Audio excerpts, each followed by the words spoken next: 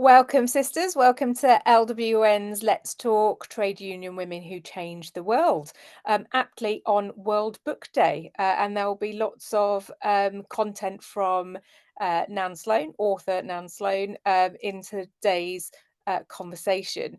So my name's Kiran Mahil. I am LWN's National Secretary, and I am also a school leader and a history teacher first, really. So thank you for indulging my pleasure of geeking out on history, particularly Labour women history, on this Thursday evening. You'll be here to talk to hear from Nan, who is a LWN's a trainer and on our committee, and also a well-known author of many books, and is currently writing her third book on Margaret Bondfield, who may or may not come up in tonight's talk. Hello, Nan. Oh, I can't Lovely quite to hear be you, Nan. here. Lovely to see you all. Excellent. So we, as Jane said, if anything that you're listening to makes some questions or comments or interesting thoughts spring to mind, please do put them in the chat. We will be looking through it throughout the event and hoping to bring people into the conversation as best as we can. There will be a formal part towards the end for questions as well. But you don't have to wait until then if you have comments, questions, or ideas. Okay, so now we're going to talk all about trade union women who changed the world. But because we're taking a historic view on this, as it is Women's History Month, I thought I'd start with just getting a sense of what are the differences between sort of trade unions now and in the period that we're going to discuss. Many is the easy answer to that. Trade unions now are very big, well organised. They have far more money than they had 150 years ago. They have full-time staff. They have a whole range of activities that they carry out. And they have large memberships.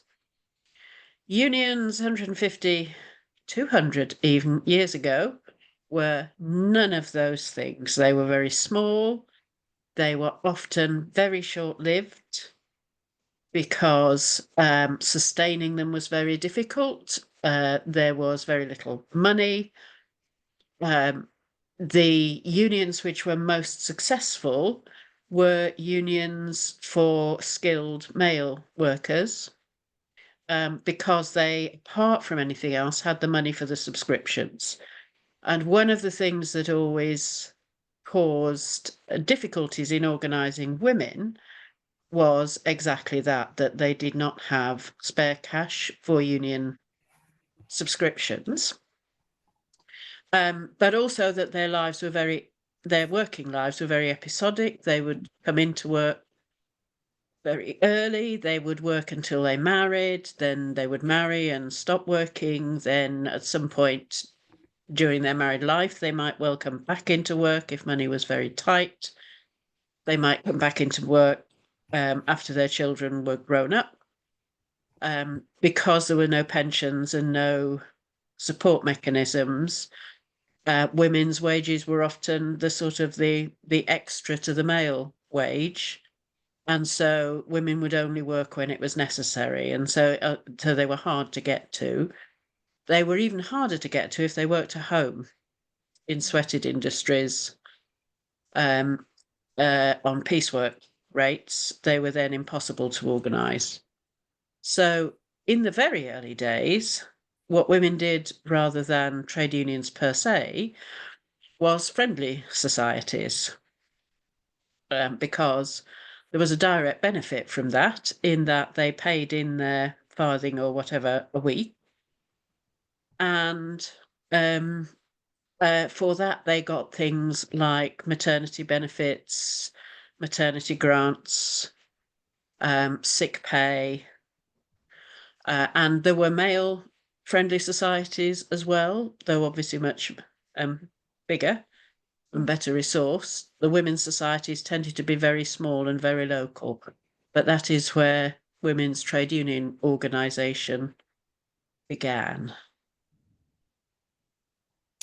So it feels then it was very much, you've outlined there some, I suppose, unique challenges for organisation, in that the industries were perhaps, quite small. The workforce was quite transient by the sounds of things, in terms of women dropping in and out of employment.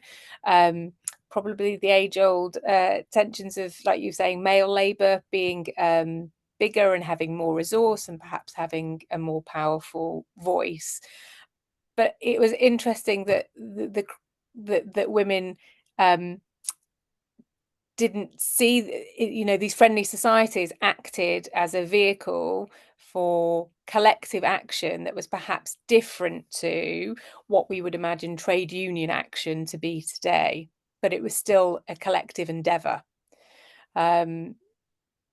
Yes, well, most trade unions today still have benefit schemes of some kind or another, which are the descendants, as it were, of those original schemes. Mm.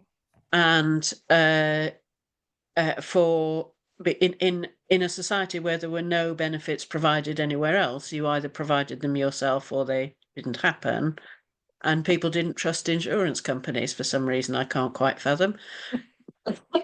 And so it was very much a self amongst working class people. It was organise yourself or nothing happens, and nobody wanted to be dependent on charity.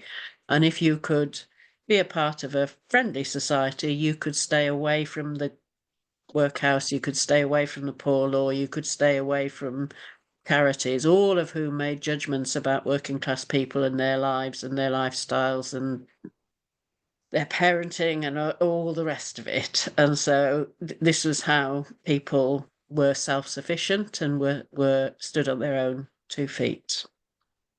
And that idea of self-sufficiency then, and doing it for yourself, and not relying on charity, and the kind of the organising amongst the workers, how much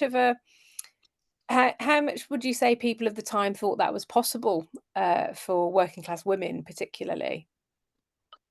Well, working class women always knew it was possible for working class women. The problem was the working class men when it came to moving from the friendly society model into trade unions. Working class men were quite resistant to women organising as trade unionists. Hardly any of the male unions allowed women to join. There were, as we'll come to in a minute, a couple of exceptions, but generally speaking, women were not allowed to join the male trade unions. That's partly because most of the male trade unions in the early days were in the skilled part of work, and women didn't serve apprenticeships, didn't serve engineering apprenticeships. Weaving and spinning, which had been women's domestic work, had been taken into factories and become skilled work and removed from women, although again that did get broken down. And so they were quite resistant to the idea of women in the workplace at all, never mind in unions. What they wanted is for men to be paid a family wage, which would enable them to keep their wives and children at home, where wives and children should be. In the case, according to them, in the case of the children, you can't argue with them, but in the case of the wives, there was constant tension. I'm coming to women bookbinders in the Bible section. Whoever put that I've just seen in the chat.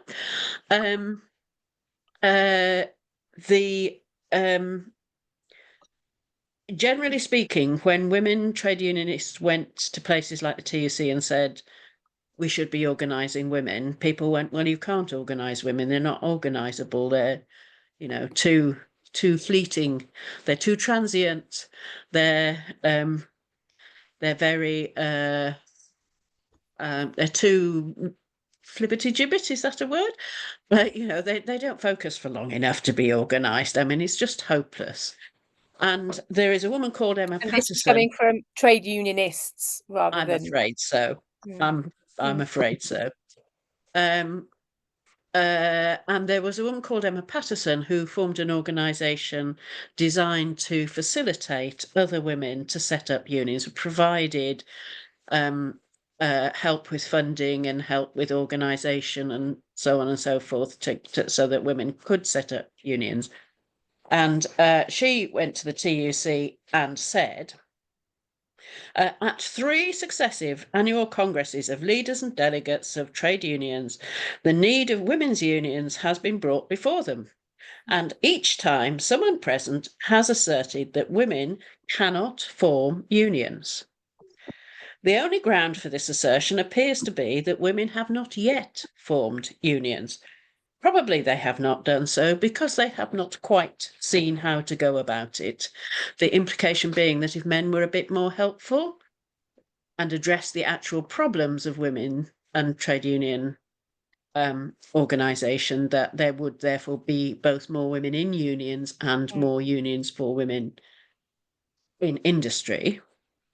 However, there were small unions, usually formed around a specific dispute. And this is one of the reasons why women's unions were so transient. There would be a dispute in an industry, or more likely an individual factory. The union would get formed around that dispute, and then after the dispute was finished, it would peter out again. And if you think about something like the Match Girls strike in the 1880s, which most people have heard of, the union that they formed around that strike didn't exist by the late 1890s because it was unsustainable for various reasons. So Before we move on, Nan, I just want to see, because you've talked about the Matchwomen strike there, and there was an assumption that many people will have perhaps known what that has heard that strike before. I just want to test that very quickly before we go into lesser known women's actions, to see how far sisters on the call this evening had heard about the Matchwomen strike of 1888. So if you have heard of that before, could you indicate either by raising a virtual hand or giving a thumbs up, and I'll just scan through to see the knowledge in the room. Okay, this is the teacher in me wanting to check for understanding. Okay, all right. So there are very knowledgeable bunch. It has been known, the Matchwomen strike. There was a question. I'm just going to do another kind of knowledge check question there in the chat that came in terms of the period of time we're talking about. So when Nan was talking about the kind of friendly societies forming, we're talking about mid to late 1800s, the end of the 19th century. no, the friendly societies are late 1700s, early 1800s. And we've got women's involvement in friendly societies going back that early on. Yeah. Yeah. And then you just mentioned now the unions forming for specific industrial actions rather than there being a permanent union that's taking action. And you were just going to perhaps exemplify that in a story of a strike. In the story of a strike. In the story, to be precise, for whoever said this in the chat, of the Bible bookbinders in 1845. And this was so the British and Foreign Bible Society, whose mission was to send Bibles into the colonies to convert. Anyway, let's not dive down the rabbit hole of imperialism. Had the view that people should be very grateful to be working on printing and binding Bibles, and that therefore shouldn't be expected to be paid properly for doing it. And they therefore, and obviously the easy target is always women. And so they, when they needed to cut costs, halved the women bookbinders' wages. And there was a male bookbinders union. There was a woman there called Mary Zog or Zug, depending on. Spelling is always so difficult with these periods. And she led the bookbinders' strike against the British and Foreign Bible Society. She didn't win. Bible societies were incredibly powerful at the time, and they were just a bunch of working class women who fundamentally objected to having their wages cut in half just because they weren't men. But to be fair, the men supported the women, and also we know kept women involved in their union afterwards. So in the case of the bookbinders, at that time, they didn't set up a separate union. They remained part of the male bookbinders union. And the way that we know this is that when Mary Zog died in 1861, the secretary of the bookbinders union wrote an obituary of her. And this tells you both the good things about male allies in the mid-19th century and the bad. Nothing could exceed the temper, moderation, and firmness she displayed, possessing great energy, strong sense, and great acuteness of perception, detecting at a glance pretense from reality. She was not what was termed a strong-minded woman, commanding respect but little affection. Just bear that in mind, those of you who think you're strong-minded women, respect but little affection. But for her goodness of heart and great regard for the feelings and welfare of others endeared her to all. So as long as you were nice to everybody, you weren't supposed to be strong-minded. But I think Mary Zog was strong-minded. And one of the reasons I think that is that when she led the Bible binders strike, she was 18. And when she died, she was 33. And there's another woman I'll come on to talk to later who was also a trade union organizer, very young. Some of these women had been at work since they were 8, 10 years old. By the time they were in their mid to late teens, they were much more experienced than girls and young women now would be of working life. And at that kind of age, much less likely to put up with it if they didn't have to. Mary Zog is, that we know of, the first named female trade union leader. There were strikes before that. There were female trade union leaders before that. It's just nobody bothered to record their names. So we don't know who they are. But And Mary how have Zog. we found Mary's name? Sorry? How is she in the record? How have we She found is in the record partly because of press coverage of the strike at the time, because it was the Bible Society strike, and so there were all sorts of. The actual factory, which was binding the books, was owned by a woman. So there was some interest in, woman on woman strike stuff. Partly because the Male Bookbinders Society supported them, and partly because of the secretary's obituary of her, which was very unusual. But that's all we have. We don't know anything else about her. We know her age, we know one industrial action she was involved in, and we know she died when she was 33. And that's it. Did any of the press reports at the time feel the need to comment on what either of the women in that strike were wearing? Not that I am aware of, but there's lots of that in the I think future. yeah. Lots and Right. lots.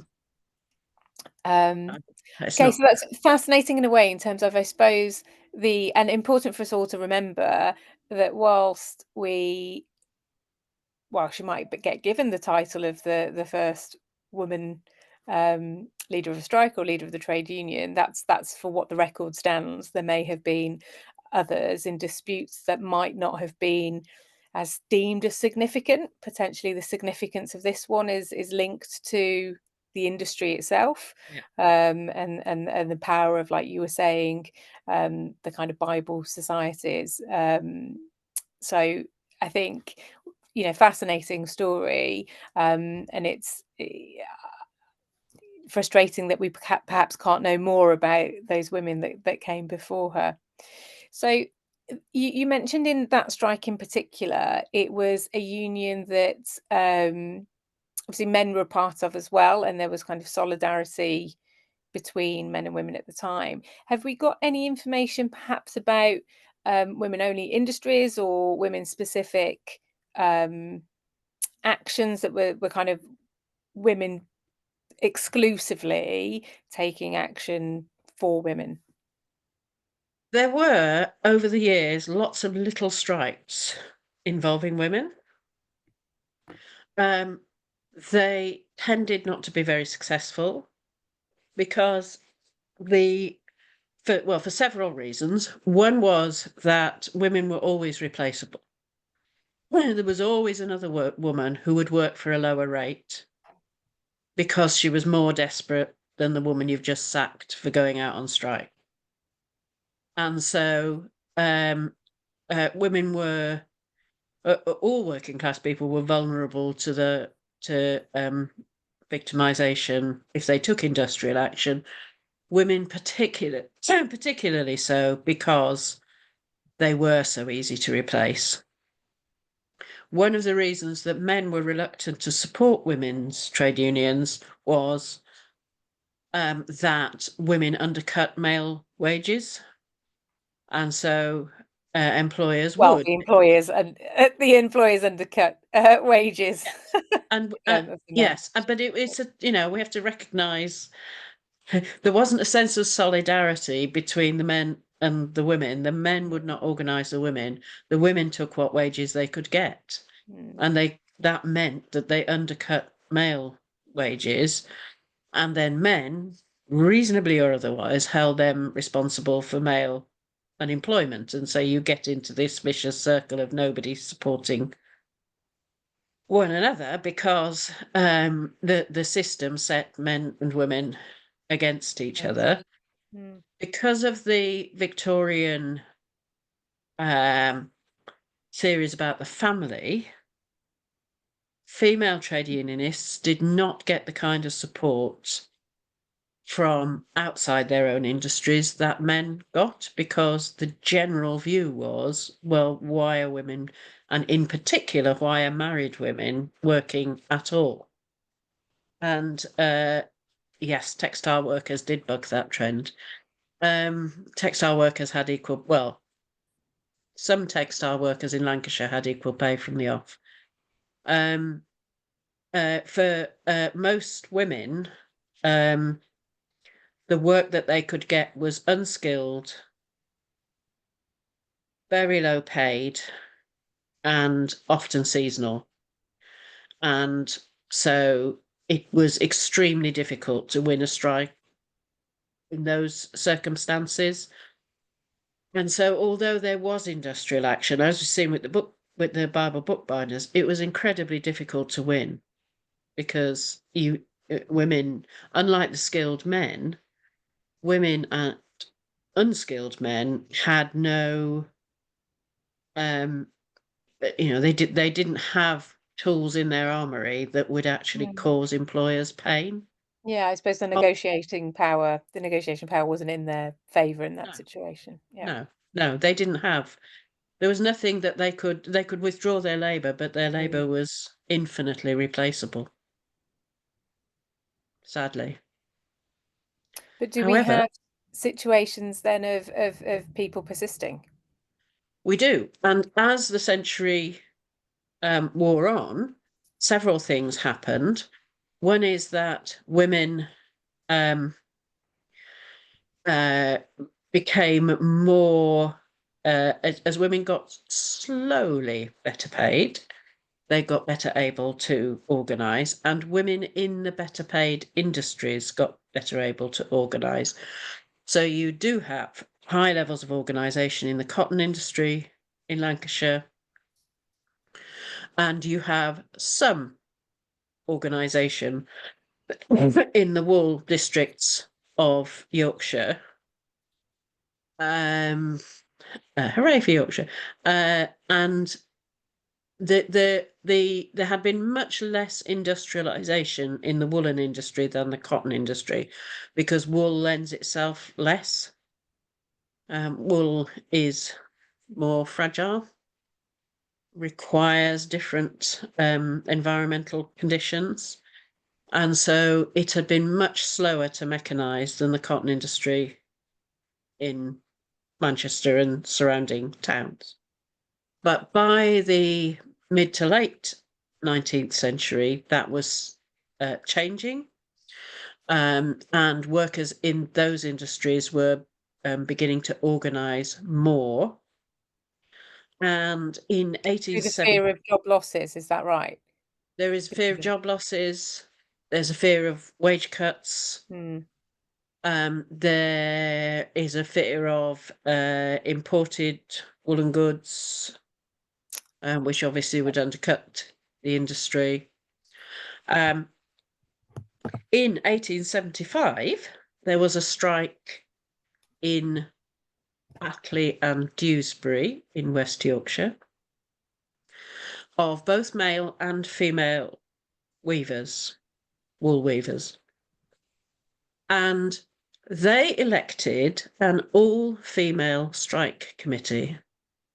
And so far as we know, this is the first all-female strike committee elected by men as well as women.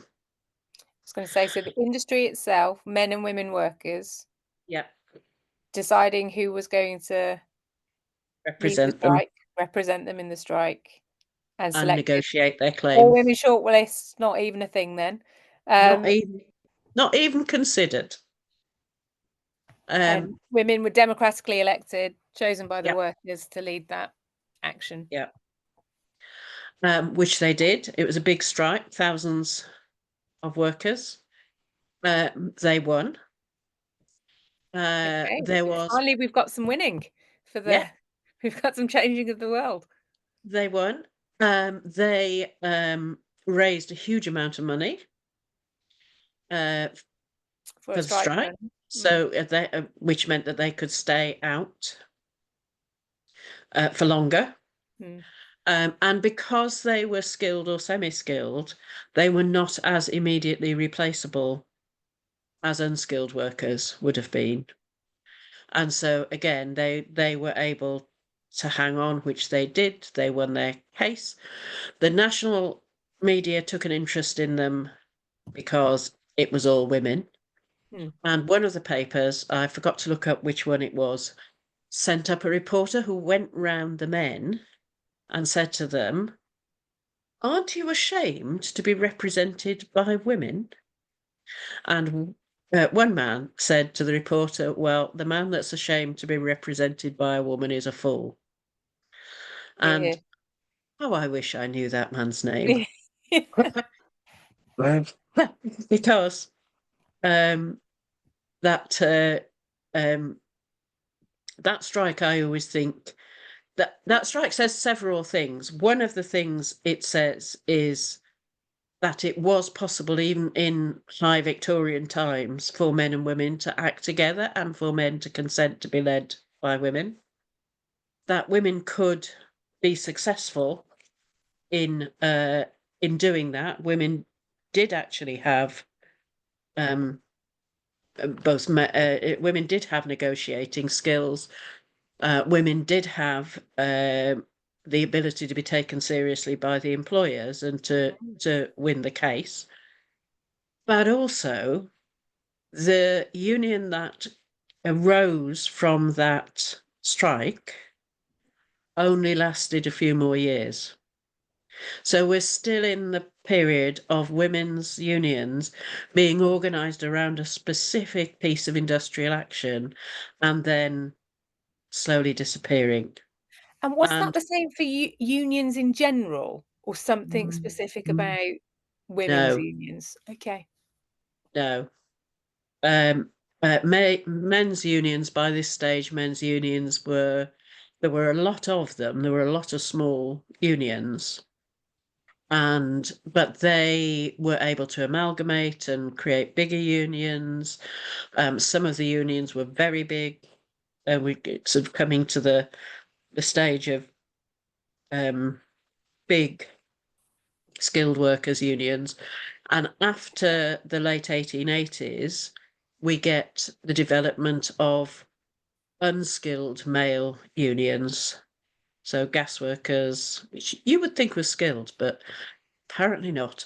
Dock labourers, and the development of the general unions after 1890, but they still, with one or two honourable exceptions, did not cater for women, and they still thought that women should not be in the workforce. And So there was a so, kind of ideological position in their decision yeah, making yeah. regarding accepting women who clearly were in the workforce, regardless Yeah. of whether you wanted them or not, they were there. And often families were reliant on their wages. I mean, they weren't there often from choice, because obviously the absence of birth control meant that many women had very large families, or they were pregnant most of the time, or they were dealing with, losing children, losing babies, all the rest of the things that we know happened.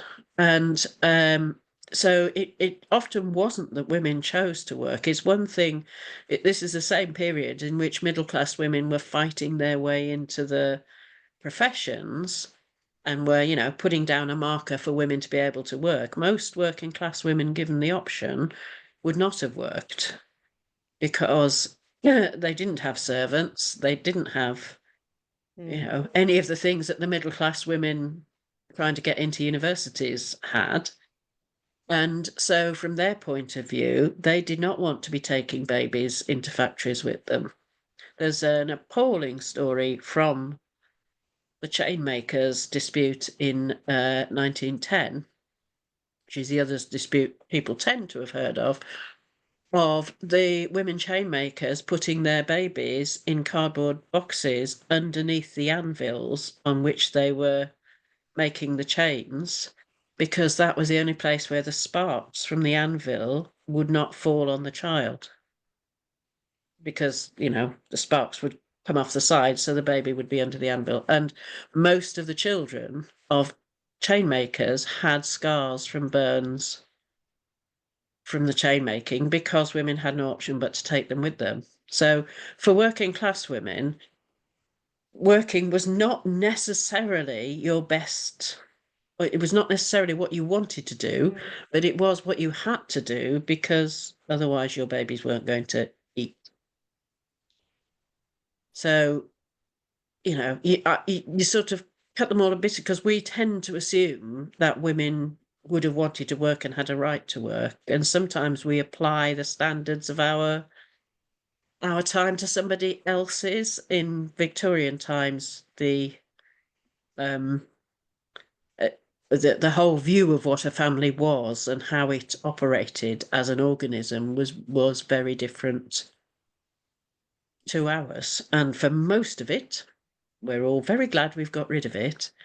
And the sort of patriarchal assumption that all women belonged at home is one of the things we're glad we've got rid of.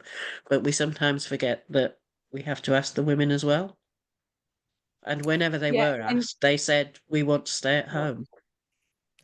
and I think, both sort of disappointing, and I'm deeply frustrated then to know that if you think about the realities of some of the women that you've just mentioned, and the working conditions and the necessity to work, than the sort of lack of solidarity then from other workers. And another thing that women had to do, okay, all right, so I run the home, I have to do the work, fine, I'll fix the bosses too. It does put it all into perspective, I suppose, in terms of the strength needed to fight those battles and to keep going when Absolutely. when the odds are very much against you. So you did mention the chainmaker strike just then. Is there anything else from that moment in particular? That was later on, was it not? So that It's was 1910, 19, yes. yeah. So we're heading in the 20th century now.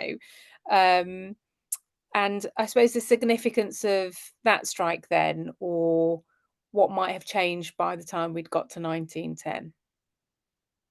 Um, by 1910, we had Mary Macarthur, who uh, I think it's fair to say was a force of nature. And she, one of the things that she realised was that women were getting themselves into strikes and industrial action that they didn't need to.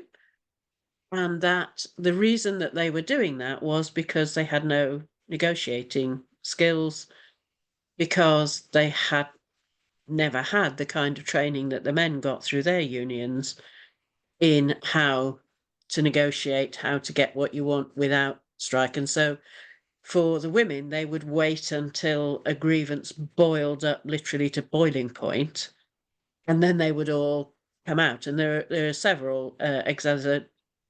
There's a jam boilers strike in South London, which is literally that.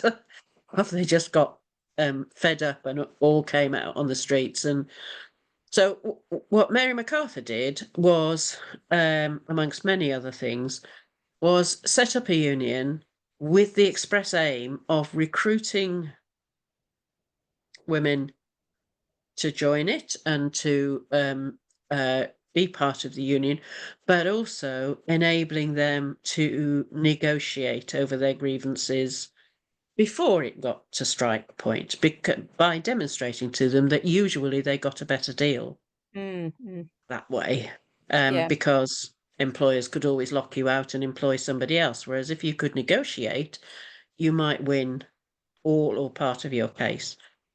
And so she worked initially through the Women's Trade Union League, which was an organisation run by middle class women, but middle class women who didn't think it was their job to speak for working class women, but that their job was to enable working class women to speak for themselves.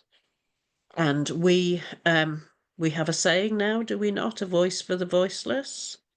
The Women's Trade Union League and other middle class women involved in trade unionism at that time thought it was their job to facilitate the voiceless to speak for themselves. And so you get things like there was a piece of factory legislation going through from which laundresses were going to be excluded. There's a lot of health and safety legislation at the time. There was a long fight to get female factory inspectors, and then there was a long fight to get health and safety regulations in industries that predominantly employed women. And the laundry industry, which was huge then, is one of them. And so the Women's Trade Union League, surveyed 60,000 laundresses, took a view about what should be in the legislation, and then got a whole room full of laundresses together and got the minister to come down and meet them. And this is in the 1890s, and talk to them directly about their lives and why they should be included in the legislation. So they weren't middle class women talking down to working class women and telling them how they should be doing it. They Or were talking trying, about working class or women. They talking weren't about, even that. Yeah, no, they were. no, I mean, there was another side to it which was slightly less.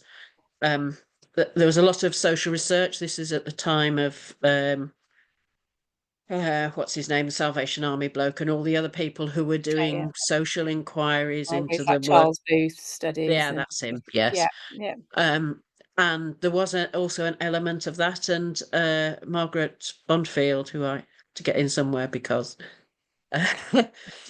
um, uh, when she was young and met all these middle class women, was very sort of, I don't see what you're doing in my space. You're just another person come to look at people like me and write reports about me. Yeah. Because she was a working class woman. And Mm, so, but by and large, they were a very good influence because they gave women the skills to represent themselves. So, the organisation, the union which Mary Macarthur set up was the National Federation of Women Workers. Part of what was going on at that time was a big argument over whether or not there should be a minimum wage for no debate is new, a minimum wage or wages boards in each individual industry. And in 1909, the government had passed the first set of wages boards legislation, one of which was in the chainmaking industry. The board set a minimum wage for the chainmakers. The chainmaking employers in the Midlands refused to pay. And so that's how we get the chainmaker strike. So it's the first strike to force employers to pay a legal minimum anyway. wage. Successfully, obviously. It was Mary Macarthur. She was successful at most things she did. And the reason that strike is so well remembered is because people in the area chose to make that happen. There was a lot of money left over after the strike because if there's one thing Mary Macarthur was good at, it was raising money. And there was a huge amount of money raised for the strike. So some of it, thank you, Sue. Some of it was used to support the men's strike the following year because they didn't have the fundraising capacity. And some of it was used to build a building. And the building became then a focal point for remembering the strike. And then now we've got the museum and all the rest of it that there is in the West Midlands, an annual celebration of it and so on. So that one sticks in people's minds. But one of the things I think is that we should start to get to a point where we can commemorate more of these strikes and more women trade unionists, because we do have this sort of idea that women almost were unorganised until Dagenham, which obviously is not the case. But sometimes it almost seems like that women's trade union history begins very late. Can I just tell the story of the first equal pay resolution? Because I You love can. this Before story. before that though, just linking it back to the title, I think before we just move on from Mary Macarthur and Chainmakers, I think if we're thinking about you know, changing the world and the significance there, like you've just said, it was the first, the test case for a minimum wage.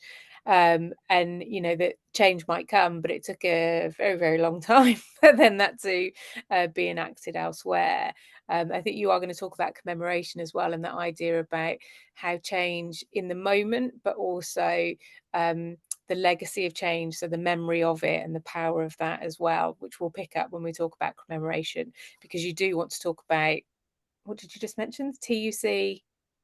The first equal pay resolution to get Okay. through the TUC Okay. in 1888. Okay, In so circling back, nice to my point about how long these things take. Yeah. How long these things take. Yeah. So in 1887, a woman called Clementina Black, who was a delegate to the TUC, always a little sprinkling of women delegates, sometimes only one, but very rarely absolutely none. And Clementina Black went with, she was delegate from the Women's Trade Union League, and she had an equal pay resolution which just basically said we believe that men and women should be paid equally. And she could not get it through, and it was fiercely opposed by the leader, coincidentally, of the chainmakers union in the Midlands, a man called Richard Juggins. And she went away from that experience thinking, well, we've just got to keep coming back with this until they do pass it. How am I going to do that? And she decided that the way to do it was to convert Richard Juggins to her side of the argument. And so she spent the next year going and seeing him, writing him letters, talking to him, explaining to him why equal pay would be of benefit to men because it would stop women undercutting male rates. And, she found the arguments that would work with him as opposed to the arguments that would work with, with other women. So going and saying to him, but this is only fair, was not going to work. Going and saying to him, you will save male jobs, was. And when the resolution went to the TUC in 1888, he seconded it. But Oh, wow. Full conversion. full conversion. But the TUC General Council did not want the resolution moved because they could see it was now going to get through. And so they withdrew her credentials at the last minute. Correct. So she couldn't move the motion, so she couldn't speak. So she couldn't move the motion. And so she got on the train and went up. The TUC was in Bradford that year. She went up, met the Standing Orders Committee, explained to them, presumably in words of one syllable, why this was a really bad move on their part. They restored her credentials. She moved the resolution. It got through. Hurrah. It took until 1970 to get actual legislation. And we're still waiting for the actual pay. And we're still waiting for it actually to be done properly. So sometimes we have to take a very long view, but we equally ought to remember women like Clementina Black, who were really clever about how they went about their business, how they got people on side, how they didn't give in, how they just didn't give in. And there are many things. Politics is very much the art of persuasion. It is. And sometimes you have to talk to people you don't necessarily agree with and use arguments that you don't necessarily agree with. And there was a similar battle over women factory inspectors, because women took the view that male factory inspectors were not aware of the challenges that women faced in factories, like there being no toilets for them and just basic sanitary provision plus health and safety issues. And they did get that a bit quicker. It took them 11 years to get female factory inspectors. And in fact, the first female factory inspectors were the first women employed as senior civil servants. So trade union women often get there first. Yeah, indeed. And thank you for sharing the story of Clementina Black, because I think that's a good high for us to draw some of our conclusions and our remarks to a close and some conclusions. So wonderfully informative, as always. Some lesser known actions that have been taken, some more women rightly being written back into the record. But overwhelmingly for me, I think that sense of just getting the job done, not relying on others, having solidarity across class, across gender being important there, collective action at its kind of strongest and best, but the sheer resilience and persistence in inspiring perhaps future generations to keep carrying that torch going is certainly the things that I took from that, Nam. Thank you. Are there any other closing remarks you'd like to make in terms of what you've learned when thinking about trade union women who've changed the world? I think the persistence one is really important, but I also think that we are constantly reinventing the wheel because we forget our own history so easily, and it's sort of slides into academic research and academic thinking, but not into general wider consciousness. And so part of what I want to do is to restore some of the women who went before us, and to understand some of the struggles that they had that have got us to where we are now. And I think a number of unions are quite good at commemorating their own women, but not always. I think that all of those women deserve a wider audience. They deserve to be better known, because without them, we don't have many of the rights and privileges that we have now. Absolutely. Well, thank you very much for informing and inspiring us this evening. I think Thank you for the art listening. of the art of storytelling there is also incredibly important. You're right. Sometimes history can have quite a bad rep in being quite turgid and academic, but what it does to remind us about who we are and what we fight for, I think is the lesser known, but in my view, way more important purpose for our history. So thank you once again for sharing those stories with us.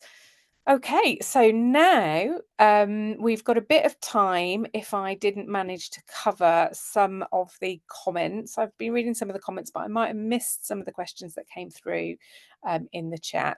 So we have got about 10 minutes. I think what I might do is, I know that the members of LWN staff just kind of reviewing the chat.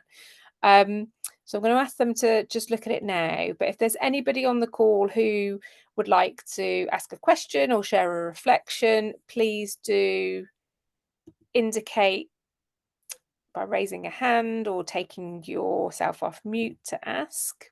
And that'll just give us a bit of time to look through the chat.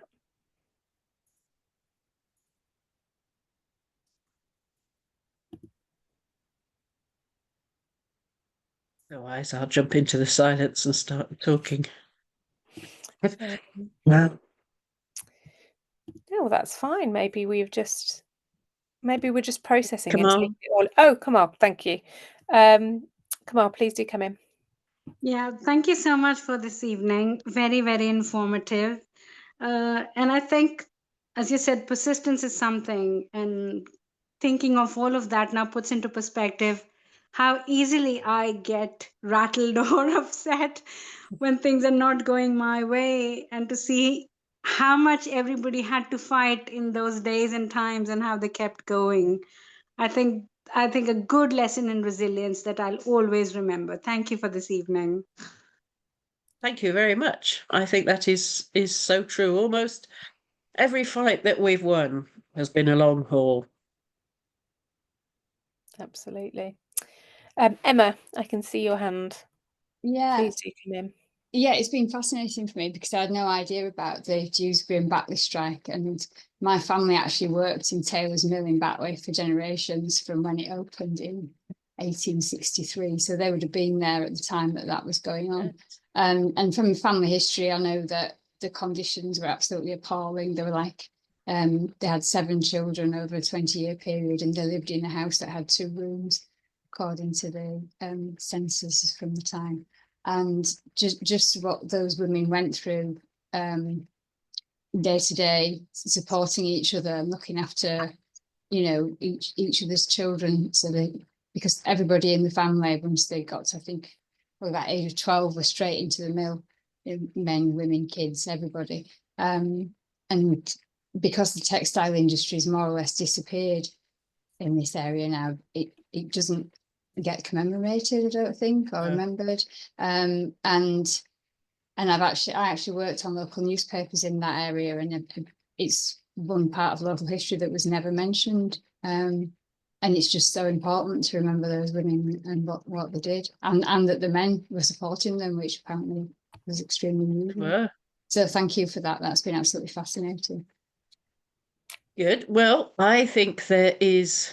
I think this about many things, but I think it particularly about the Dewsbury and Batley strike, that there is a project in there. I mean, these are not the times to get funding for anything, are they? But there is a project in there commemorating that, and perhaps getting some kind of permanent commemoration for them, because as far as we know, they were the first all-female strike committee, and they it's just illustrative, really, of what could be done when people put the collective interest of the community first rather than separate interests. And we do know quite a lot about them. We know the names of some of them. We have a photograph of them. We know the names. We know what happened to some of them, though not all of them. So if ever you find anybody willing to do something in Batley and Dewsbury about that, let me know, because I'd be interested in pursuing it. I absolutely will if I do ever come across anyone. Thank you. Nan, there is a question in the chat that was referring to how women met to organise these disputes with the unions, and was asking whether they were met in secret or not, or whether they were open. So just any kind of... You can't organise a strike in secret. And generally speaking, because women's unions were formed around strikes. Obviously, there was a period in the early 19th century when the formation of unions was illegal. And so there were challenges around that period, but the same was true for men as well as for women. So, and it's like the Tolpuddle martyrs are from that period, although the offence for which they were transported was not forming a union. It was swearing an oath not to tell anybody about the union. Women couldn't swear oaths in the same way, and so they had no secret organisations. And friendly societies were legal. I mean, I've just got a ton of questions about what you've just said there, Nan, but that's probably one for later in terms of why can't women swear oaths and such like. But Married women have no independent legal existence, or had no look, independent. now I'm just going to get more and more irate, so I'm just going to shut down the conversation because thankfully times have moved on. Well, on that note, thank you ever so much for the comments and contributions and reflections. A further reminder that if you liked what you've heard, Nan is a renowned author, so her Uncontrollable Women and Women in the Room are already out. Books coming out later, not this year, 2026. All about Margaret Bondfield, so there'll be more aspects of trade union women's history in that as well.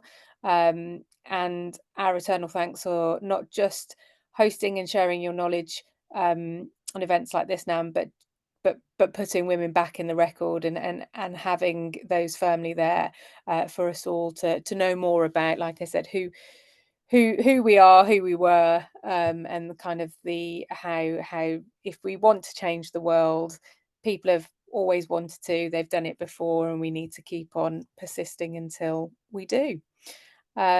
So before I bring us formally to a close, I know that I've just got Jane and I think Sian, who are just going to bring you in quickly to let members know about further LWN events that you might be interested in.